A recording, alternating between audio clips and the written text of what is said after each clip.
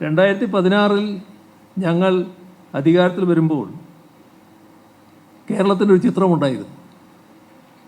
അത് കേരളത്തിൻ്റെ വികസനം, കേരളത്തിലെ വ്യവസായം, ഇതെല്ലാമായി ബന്ധപ്പെട്ട് അത്ര നല്ല കാര്യങ്ങളായിരുന്നില്ല നമ്മൾ കേട്ടിരുന്നത്. പ്രത്യേകിച്ച് അടിസ്ഥാന സൗകര്യ വികസന രംഗത്ത് അടിസ്ഥാന സൗകര്യ വികസന പദ്ധതികൾ നടപ്പാക്കാൻ കഴിയാത്തൊരു സംസ്ഥാനം എന്ന ദുഷ്പേര് നമുക്കുണ്ടായിരുന്നു. അതെല്ലാം മുടങ്ങിപ്പോകുന്ന ഒരു സംസ്ഥാനം എന്ന ചീത്തപ്പേരും ആ കാലത്ത് നമുക്കുണ്ടായിരുന്നു. അവിടെയാണ് ഈ പറയുന്ന പ്രചരണം അത് പൂർണ്ണമായും ശരിയാണെന്ന് തെളിയിക്കത്തക്ക രീതിയിലുള്ള ഒരുപാട് സംഭവങ്ങൾ ആ കാലത്ത് നമ്മുടെ സംസ്ഥാനത്ത് സർക്കാർ തലത്തിൽ തന്നെ നടന്ന അനുഭവമുള്ളത്. ഇപ്പോൾ ദേശീയപാത വികസനം മുടങ്ങിയത്, ദേശീയപാത അതോറിറ്റി അവരുടെ ഓഫീസും അടച്ചുപൂട്ടി സ്ഥലം വിട്ടത്, വാതക പൈപ്പ് ലൈൻ പദ്ധതിയിൽ നിന്ന് ഗെയിൽ പിന്മാറിപ്പോയത്,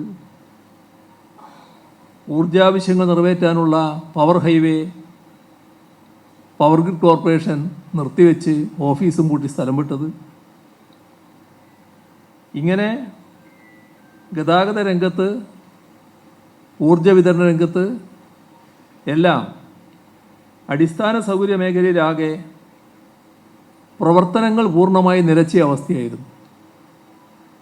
നാട്ടിലുള്ള എല്ലാവരും എൻ്റെ നാടിങ്ങനെയായിപ്പോയി, ഇനി ഇതിന് മാറ്റമൊന്നും ഉണ്ടാവില്ല എന്നൊരു തരം നിരാശയിലുമായിരുന്നു.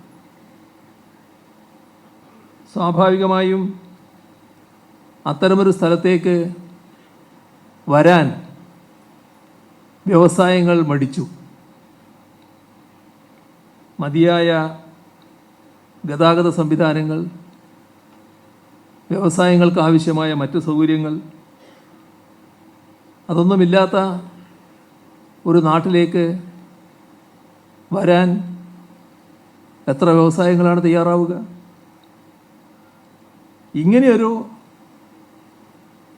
അത്യന്തം ശോചനീയമായ അവസ്ഥയിലാണ് 2016 ഞങ്ങൾ അധികാരത്തിൽ വരുന്നത്. അടിസ്ഥാന സൗകര്യ വികസന രംഗത്തുണ്ടായിരുന്ന ദൗർബല്യങ്ങൾ പരിഹരിക്കണം എന്ന് അന്ന് സർക്കാർ കാണുകയുണ്ടായി. അങ്ങനെയാണ് നടപടികൾ ആരംഭിച്ചത്. ഇപ്പോൾ ദേശീയപാത വികസനം കേരളത്തിൽ നടക്കില്ല എന്ന് ആരും കണക്കാക്കുന്നില്ല. ഏതാനും മാസങ്ങൾ കഴിയുമ്പോൾ നല്ലൊരു ഭാഗം പൂർത്തിയാകാൻ പോകുന്നു. ഇവിടെ നമ്മളതിന് പിഴയിടേണ്ടി വന്നു. നിങ്ങൾക്കറിയാലോ, ഇന്ത്യയിൽ ഒരിടത്തും നാഷണൽ ഹൈവേ അതോറിറ്റി ഭൂമി ഏറ്റെടുക്കുന്നതിന് സംസ്ഥാനങ്ങളിൽ നിന്ന് പൈസ എടുത്തിട്ടില്ല. പക്ഷെ നമ്മളോട് പറഞ്ഞു നിങ്ങൾ പൈസ തരണം. തർക്കമായി, അവസാനം മധ്യസ്ഥായി 25% ഭൂമി ഏറ്റെടുക്കുന്നതിൻ്റെ വിലയുടെ 25% സംസ്ഥാനം കൊടുക്കണമെന്നായി. അംഗീകരിക്കല്ലാതെ വേറെ മാർഗമില്ല. അല്ലെങ്കിൽ നാഷണൽ ഹൈവേ അതോറിറ്റിയുടെ വികസനം നടക്കില്ല. അങ്ങനെ നമ്മൾ അംഗീകരിച്ചു. 5600 കോടി രൂപ ആ കണക്കിൽ കൊടുത്തു കഴിഞ്ഞു. ഗെയിൽ പൈപ്പ് ലൈൻ ഇപ്പോൾ പൂർത്തീകരിച്ച് വാതകം നല്ല രീതിയിൽ തന്നെ പൈപ്പിലൂടെ പോകുന്നു. ഇന്ന് കേരളത്തിലെ പല വീടുകളിലും പാചകവാതകം ഈ പൈപ്പ് മുഖേന എത്തിച്ചേരുന്നുണ്ട്. വ്യവസായങ്ങൾക്കും ഉപകരിക്കുന്നതാണ്. പവർ ഹൈവേ പൂർത്തീകരിക്കാൻ കഴിഞ്ഞു. ഇവിടെ നാം ശ്രദ്ധിക്കേണ്ട ഒരു കാര്യം, ഇതെല്ലാം നാടിനാവശ്യമുള്ള കാര്യങ്ങളാണ്. നാടാകെ ഇത്തരം കാര്യങ്ങളിൽ ഒന്നിച്ചു നിൽക്കേണ്ടതാണ്.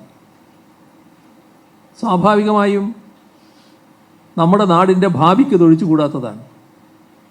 പക്ഷേ ഇത്തരം വികസന പ്രവർത്തനങ്ങൾക്ക് തടയിടാനുള്ള പല ശ്രമങ്ങളും നിർഭാഗ്യവശാൽ നമ്മുടെ നാട്ടിലുണ്ടായി. നാം ഏറ്റവും കൂടുതൽ പുരോഗമനോന്മുഖ സ്വഭാവമുള്ള സമൂഹമാണ്. ആ സമൂഹത്തിന് ചേരാത്ത നിലയിലുള്ള സമരങ്ങൾ വരെ ഇവിടെ അരങ്ങേറുന്നത് നമ്മൾ കണ്ടു. എന്നാൽ ജനങ്ങളോട് പ്രതിബദ്ധതയുള്ള ഒരു സർക്കാർ അധികാരത്തിലുണ്ടായാൽ ആ സർക്കാരിന് പദ്ധതികൾ വരേണ്ടതിൻ്റെ ആവശ്യകതയെക്കുറിച്ച് പൊതുജനങ്ങളെ ബോധ്യപ്പെടുത്തിക്കൊണ്ടുള്ള പ്രവർത്തനങ്ങളുമായി മുന്നോട്ട് പോകാൻ സാധിക്കും.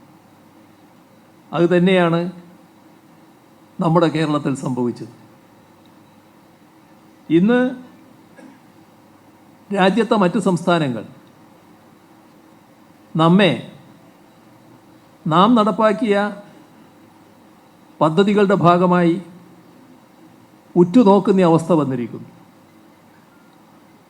K-Phone, water metro, digital university, digital science park, genome data centre, graphene ഗവേഷണ കേന്ദ്രം, വിഴിഞ്ഞം തുറമുഖം, സംരംഭക വർഷം, K-Smart, വരാൻ പോകുന്നു നവംബർ 1 കേരളം അതിദാരിദ്ര്യം നിർമ്മാർജ്ജനം ചെയ്തൊരു സംസ്ഥാനമായി മാറാൻ പോകുന്നു. അങ്ങനെ വിവിധ പദ്ധതികൾ, ഇവയെല്ലാം ദേശീയ അന്തർദേശീയ ശ്രദ്ധ ആകർഷിച്ച പദ്ധതികളായി മാറി. നാടിൻ്റെ ഉത്കർഷം ലക്ഷ്യം വെച്ചുള്ള ഈ പദ്ധതികളുടെ ചുവടുപിടിച്ച് വ്യവസായ രംഗത്തും വലിയ മുന്നേറ്റമാണ് നമുക്ക് നടത്താൻ കഴിഞ്ഞത്.